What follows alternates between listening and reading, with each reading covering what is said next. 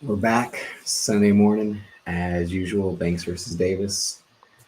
We're heading towards the end of November. The end of the year is on the horizon. Finally, finally, finally. Let's end this motherfucker tomorrow. How about that? As you can see, I'm Davis. He is Banks. As always, thank you for joining us.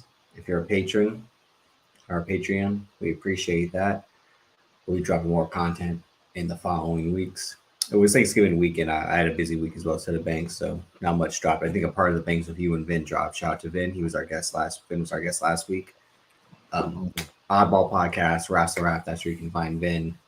Always go support our guest, family. You know what it is. But thanks again. We are just in the zone to just throw topics at each other and keep rolling. But one thing I wanted to talk about that you don't give two shits about, and it's something I really am not into as much as I used to be, is soccer, football. The World Cup is going on.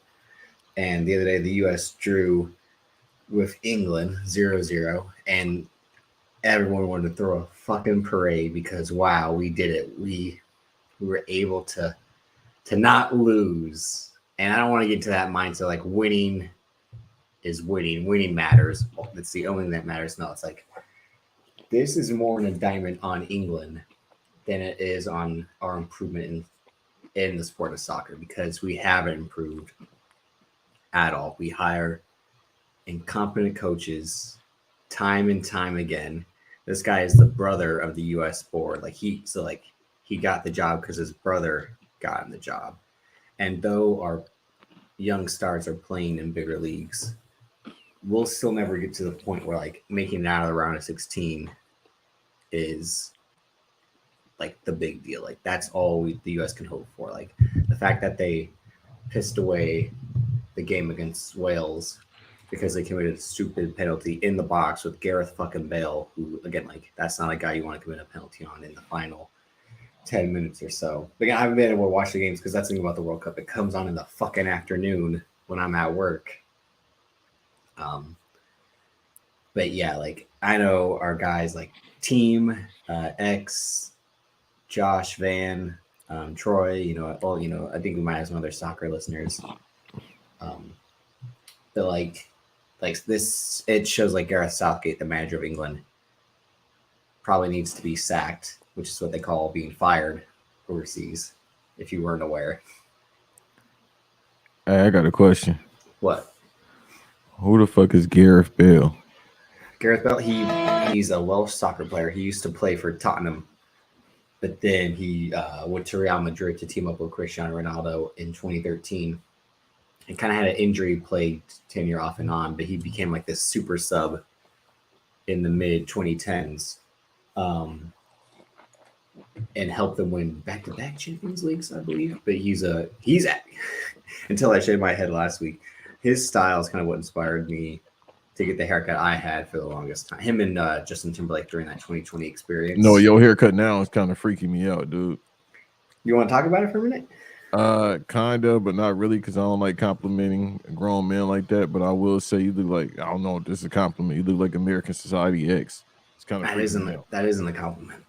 Yeah, I don't know. You mean American History X? No, man, I'm calling American Society X. I know it's American history. You part of Society X.